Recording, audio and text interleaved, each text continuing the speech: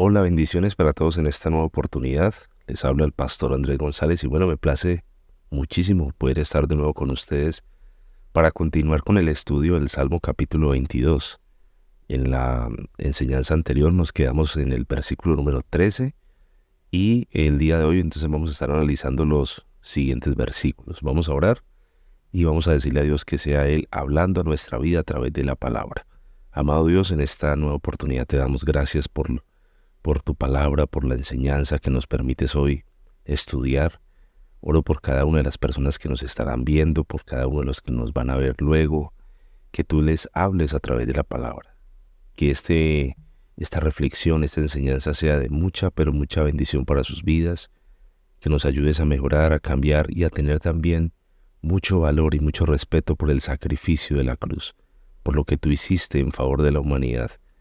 Te pido que nos ayudes, que nos bendigas y empezamos este día, este estudio en el nombre del Señor Jesús. Amén y amén. Muy bien, vamos a continuar entonces con el versículo número 14.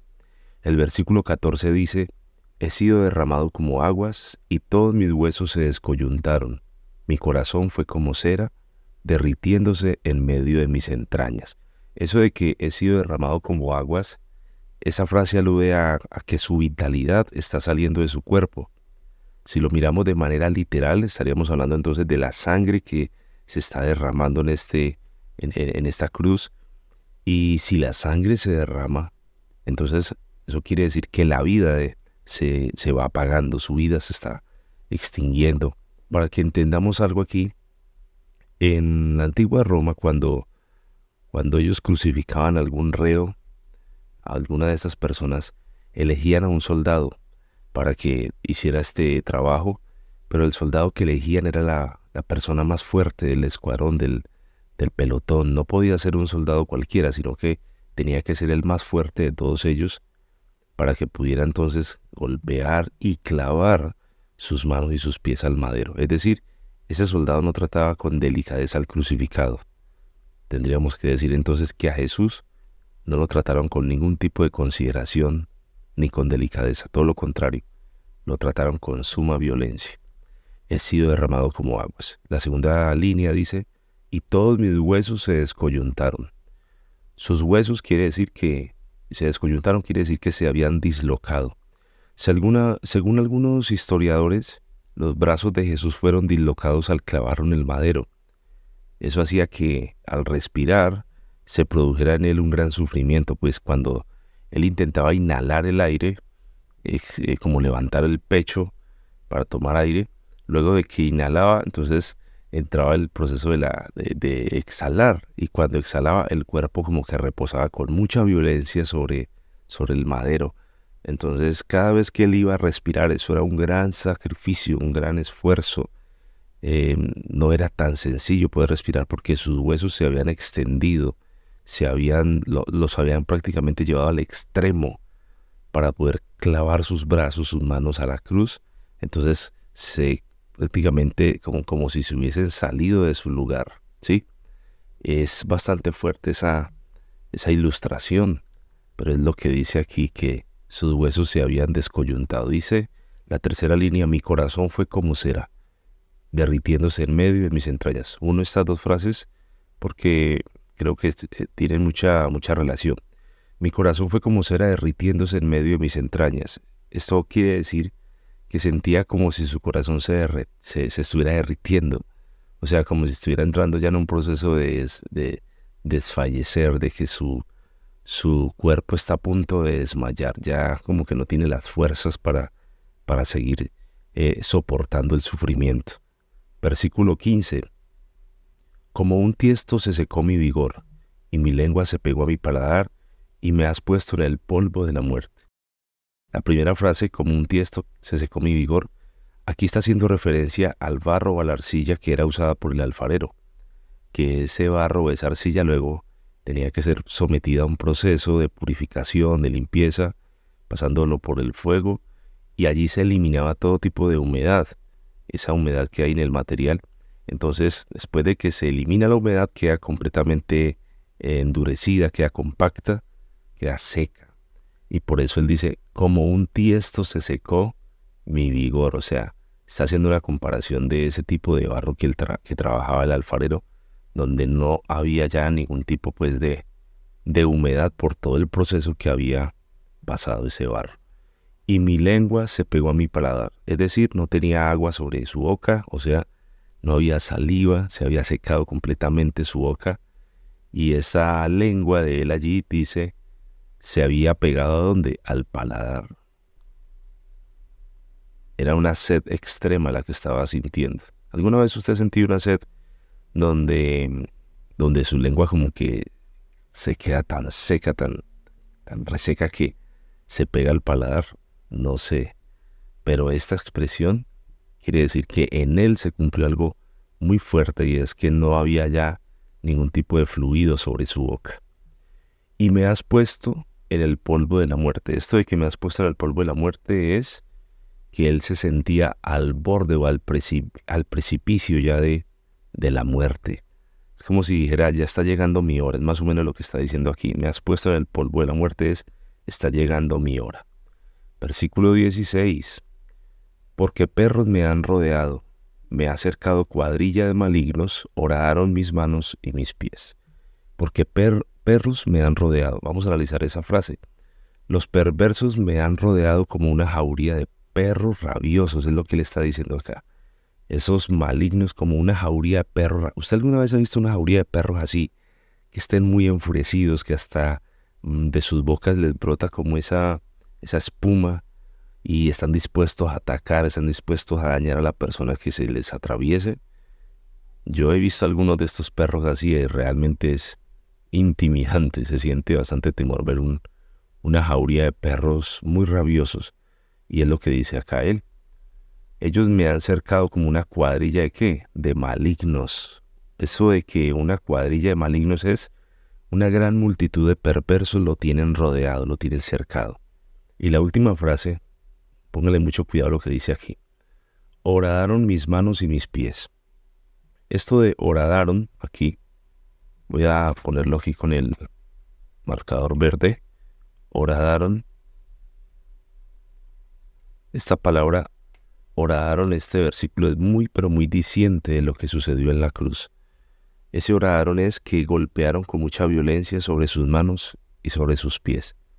Ya les expliqué por aquí arriba que cuando cogían a una persona y lo llevaban a la cruz, elegían al soldado más fuerte para que con toda su fuerza golpeara sobre las manos, sobre los pies del crucificado, haciendo un orificio con uno de estos clavos. Entonces lo golpearon con mucha violencia.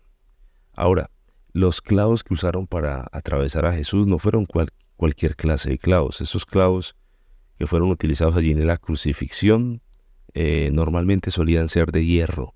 ¿Por qué de hierro? Porque ese era el material más disponible y duradero en aquella época.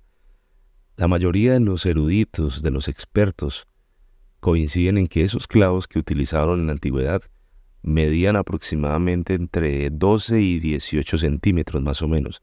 Lastimosamente no hay un registro exacto de la medida, pero hay una aproximación, puede ser entre unos 12 centímetros y unos 18 o 20 centímetros, y eran bastante resistentes estos clavos.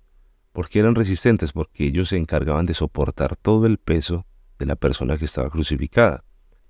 Y lo otro bien importante es que no ponían el clavo en la palma de la mano del crucificado, porque si colocaban el clavo en la palma de la mano, ese clavo seguramente se iba a encargar de rasgar el tejido, de dañar el tejido de la mano, y por eso no se podía poner entonces en la palma. Era aquí, en esta parte. Esto entonces fue lo que el Señor sufrió por causa de nosotros. Ese sufrimiento que le causaron por amor a usted que está viendo esta enseñanza, y por amor a mí que soy el que la estoy aquí compartiendo con todos ustedes. Versículo 17. Voy a subir un poco más la Biblia. Dice, contar puedo todos mis huesos, entre tanto ellos me miran y me observan. Ese contar puedo todos mis huesos, lo que está diciendo es que fue tanto el flagelo que recibió, que gran parte de sus huesos quedaron expuestos a la vista de todos. principalmente sus costillas. Esas costillas del Señor se quedaron prácticamente quedaron descubiertas, porque el soldado romano que le golpeaba con ese látigo le daba con gran fuerza, y ese látigo tenía una particularidad: era llamado el flagrum y se componía de un mango corto de madera al que le fijaban como unas correas de cuero de unos 50 centímetros más o menos, y sobre estas correas de cuero colocaban unas pequeñas bolas de plomo, y al final también ponían una especie como de pedazos de hueso afilado. Entonces, cuando el soldado romano golpeaba con el flagrum la espalda del que estaba allí siendo azotado, esos pedazos de hueso y estas bolas de plomo, principalmente los tiestos estos, lo que hacían era desgarrar la piel, arrancaban la piel. Si le pegaban 39 azotes, que fue lo que recibió el Señor, entonces, ¿cómo pudo haber quedado la espalda de Jesús? No fue simplemente una marca allí, una cicatriz pequeña en la espalda de él, fue que su piel se desgarró completamente, y aún las costillas, aún sus huesos quedaron expuestos. Por eso es que él dice aquí: contar puedo todos mis huesos, o sea, los estoy viendo. Y la siguiente frase dice: entre tanto, ellos me miran y me observan. Pongamos mucho cuidado en ese entre tanto ellos me miran. Ese ellos me miran aquí en el hebreo es nabat. Y ese nabat lo que quiere decir es que ellos examinan y consideran lo que está sucediendo allí con mucho placer. O sea, disfrutan el sufrimiento de Cristo en la cruz. Lo observan. Aquí la siguiente frase, la siguiente palabra, es que están poniendo mucho cuidado sobre él, y algunos lo están haciendo para menospreciarlo, otros lo están mirando simplemente para aprobar lo que está pasando. Es decir, ninguno de esos perversos, ninguno de ellos sentía misericordia por el Señor Jesús. Cuando lo miraban como con esa sensación de placer al ver el sufrimiento de él en la cruz. Y cuando lo están observando, allí lo miran o lo observan para menospreciarlo. Versículo 18: repartieron entre sí mis vestidos, y sobre mi ropa echaron suertes. Eso de que repartieron es que rompieron sus vestidos, que los rasgaron, y sobre esa ropa echaron suertes. Lanzaban como unas pequeñas piedras lisas que se usaban en esa época para echar suertes, algo muy similar hoy en día como a los dados.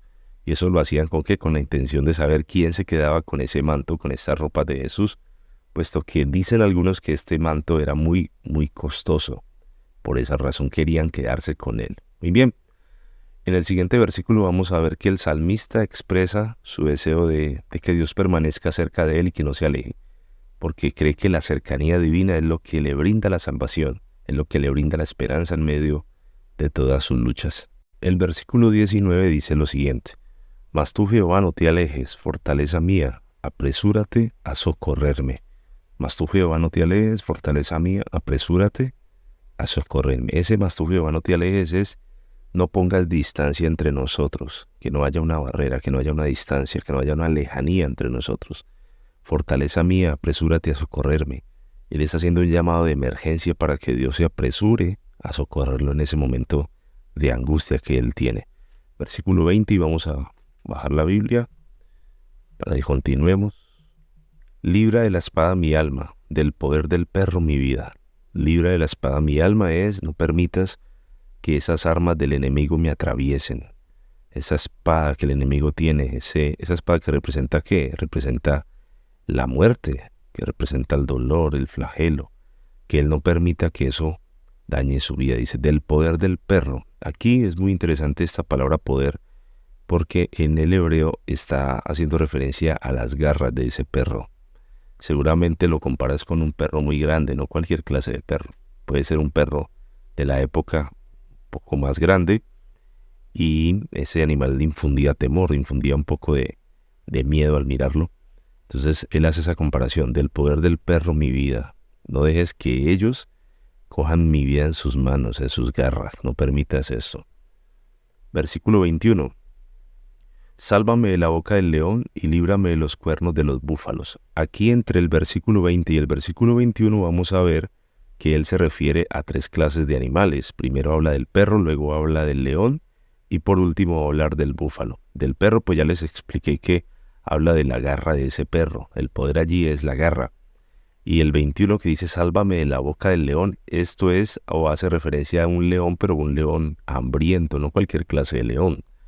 Ese león que está allí dispuesto para dañar completamente y despedazar a su presa. Y líbrame de los cuernos de los búfalos. En estas palabras aquí, de los cuernos, pues está hablando de ese dominio, ese poder, esa autoridad. Creo que en los versículos del capítulo anterior expliqué muy bien el tema del búfalo, y él aquí vuelve a hacer referencia a esto mismo. De los cuernos, de ese poder de ellos, líbrame, no dejes que ellos me tomen en sus manos, en sus planes, en todo lo que ellos planean hacer en contra de mí. El versículo 22, aquí ya vamos a encontrar como un cambio en la estructura gramatical. Veníamos hablando de sufrimientos, de dolores, de angustias, pero en el versículo 22 él ya cambia ese sufrimiento por alabanza. Anunciaré tu nombre a mis hermanos, en medio de la congregación te alabaré. Entonces aquí ya está hablando de alabar a Dios, pero la pregunta que me surge es ¿cómo puede una persona alabar a Dios en medio del sufrimiento? Pues aquí tenemos un muy buen ejemplo, que a pesar de todo el sufrimiento que tiene, a pesar de toda la angustia, a pesar de todo lo que está sintiendo, todavía tiene un motivo para alabar a Dios. Anunciaré tu nombre a mis hermanos, en medio de la congregación, en medio de todos, te alabaré, delante de todos ellos, voy a alabar tu nombre. Qué bueno que aprendiéramos esto el día de hoy, que a pesar de nuestras dificultades, a pesar de todo lo que tengamos que vivir, que no se borre de nuestra boca la alabanza que a Dios le pertenece, sino que sigamos alabando a Dios. Estamos pasando por un momento difícil, pues hay que alabar a Dios. Estás viviendo un momento de tristeza, de desolación, pues hay que alabar a Dios. Esto es más o menos el ejemplo que estamos recibiendo en este día. El versículo 23. Los que teméis a Jehová, alabadle, glorificadle, descendencia toda de Jacob. Los que teméis es los que lo honran. Los que honran al Señor, alábenlo, glorifíquenle, exáltenle, descendencia toda de Jacob. Aquí descendencia está hablando directamente a quién, a ese linaje de Jacob. Descendencia de Jacob, todos ustedes alaben al Señor. Y temedle vosotros, descendencia toda de Israel. ¿Sí ven? Este pasaje ya va apuntando más hacia ellos, hacia la casa de Israel, aunque obviamente nosotros también tenemos que alabarlo, no simplemente porque el texto de pronto se refiere hacia ellos, nos vamos nosotros a privar de alabar a Dios. No, todo lo contrario. Este pueblo, dice la Biblia, he creado para mí, mis alabanzas publicará. Versículo 24. Porque no menospreció ni abominó la aflicción del afligido, ni de él escondió su rostro, sino que cuando clamó a él, le oyó. Porque no menospreció, está hablando de que Dios no se hizo a un lado, sino que cuando este afligido clamó, cuando este en necesidad clamó, encontró una respuesta. Mire lo que dice aquí al final, sino que cuando clamó a él, le oyó. Qué bueno que cuando nosotros clamemos a Dios estemos seguros de que Él nos oye. Versículo 25. De ti será mi alabanza en la gran congregación. Mis votos pagaré delante de los que le temen. De ti será mi alabanza. Todavía está expresando alabanza en toda la congregación. Mis votos pagaré delante de los que le temen. Bueno, esta palabra aquí, votos, ya es una palabra que él empieza a usar acá para decir esas promesas que él hace delante de Dios. Él está dispuesto a pagarlas. Subamos un poco más la Biblia, pero vamos a correrlo para este lado para que nos quede como un poco mejor centrado. Mis votos pagaré delante de los que le temen. Qué bueno tener esa referencia y tomar ese ejemplo, que cuando prometemos algo a Dios lo cumplamos. Versículo 26. Comerán los humildes y serán saciados. Alabarán a Jehová los que le buscan. Vivirá nuestro corazón para siempre. Comerán los humildes, esto es, los pobres en espíritu. Comerán y serán saciados, los que tienen hambre, los que tienen necesidad de Dios, los que buscan, los que llaman, los que claman a Dios, ellos van a encontrar una saciedad. Alabarán a Jehová los que le buscan. Claro, ¿cómo no vamos a alabar al Señor? Lo alabaremos porque Él ha respondido, Él ha ayudado, Él ha hecho. Y aún aunque no haya hecho, aunque no responda, también lo vamos a alabar, claro que sí. Pero cuando Dios contesta la oración, hay un momento eso donde nuestra boca se llena como de una alabanza, porque vemos a Dios obrar. Pero vuelvo y repito, no quiere decir que si Dios no contesta, entonces nos vamos a quedar en silencio. No, todo lo contrario, seguiremos alabando a Dios con el corazón. Versículo 27. Se acordarán y se volverán a Jehová todos los confines de la tierra, y todas las familias de las naciones adorarán delante de ti. Se acordarán y se volverán es más profético, ¿no? Está hablando de la alabanza que será dada al Señor por todas las naciones. Se acordarán y se volverán para regresar al Señor todos los confines de la tierra.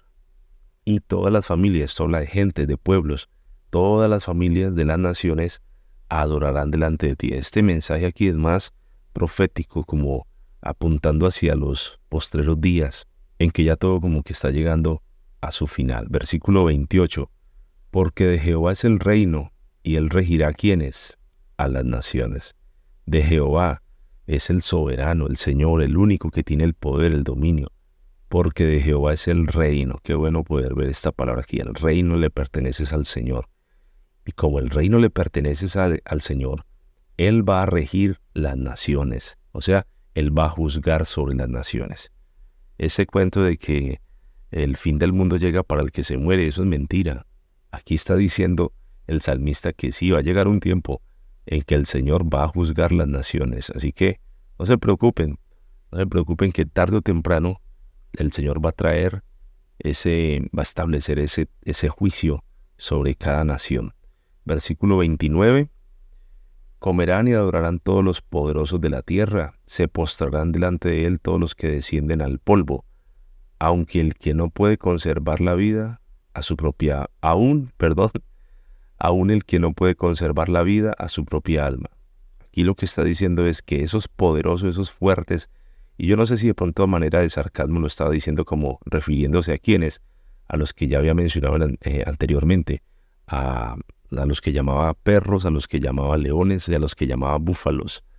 Está diciendo que esos se van a tener que postrar, así como estuvieron allí parados mirándolo, humillándolo, van a tener que reconocer delante de él que todos ellos simplemente no son los poderosos, no son tan grandes como se creían, sino que el único poderoso, el único soberano es aquel que murió en la cruz del Calvario, aquel que regirá las naciones, aquel que traerá su reino, aquel que traerá su dominio sobre todos los pueblos. Y ya vamos llegando a la parte final del Salmo. No sé cómo vamos hasta aquí. Escríbanme por ahí cómo ven la enseñanza. El versículo 30 dice, la posteridad le servirá, esto será contado de Jehová hasta la postrera generación. Cuando habla de la posteridad, está hablando de la simiente. O sea, los postreros le van a servir, los que han de venir le han de servir a él. Entonces lo que quiere decir es que esto será contado a la siguiente generación. Que la generación que se va a levantar va a seguir contando esto que ha ocurrido. Van a hablar de las maravillas, van a hablar de lo que ha pasado, van a hablar también del sufrimiento de Cristo en la cruz del Calvario por amor a nosotros. De eso es que está hablando el versículo número 30. Y el versículo 31 ya para terminar dice, vendrán y anunciarán su justicia a pueblo no nacido aún. Anunciarán que Él hizo esto. Qué interesante esto, ¿verdad? Vendrán y anunciarán su justicia a pueblo no nacido aún. ¿Quién es ese pueblo que no ha nacido aún cuando se escribió este pasaje? ¿A quiénes se refiere? A ver, me gustaría que ustedes me dejaran por aquí. Yo tengo la interpretación, pero quiero leerles a ustedes qué piensan. ¿De qué pueblo se está refiriendo o a qué pueblo se está refiriendo aquí el salmista? Vendrán y anunciarán su justicia, su rectitud, su vida recta, su dominio, su poder. Y se lo van a anunciar, dice, a pueblo no nacido aún, anunciarán que Él hizo esto. ¿De qué pueblo hablan? Me gustaría que ustedes me dijeran. Muy bien, ahora sí, ya hemos llegado a la parte final del versículo o del capítulo, más bien el capítulo 22, hemos llegado a la parte final. Espero que les haya gustado mucho el análisis que hicimos el día de hoy, Qué bonito este salmo, ¿verdad? Cómo se refiere ese salmo de manera tan explícita al Señor Jesucristo. Es increíble la forma en la que David escribe y estas palabras se vuelven un espejo para él en lo que el Señor estaba padeciendo en la cruz del Calvario. Mucho antes de que David, o mucho antes más bien de que el Señor apareciera en escena, ya David estaba escribiendo estas palabras a manera profética del sufrimiento que él traería sobre sí mismo. Espero que Dios me los bendiga y me los guarde. Estudien la palabra, les doy ese consejo, siéntense en analizar. La próxima enseñanza la vamos a hacer aquí en el capítulo 23, el famoso capítulo 23 de los Salmos. Estén muy atentos a esta enseñanza. Es un salmo más bien corto, pero tremendo todo lo que dice aquí. Que Dios me los bendiga, espero que estén muy bien, que Dios me los guarde y bueno, no olviden en suscribirse, en darle un like, escribir un comentario y estaré atento a leer a cada uno de ustedes en este día. Bendiciones para todos. Chao, chao.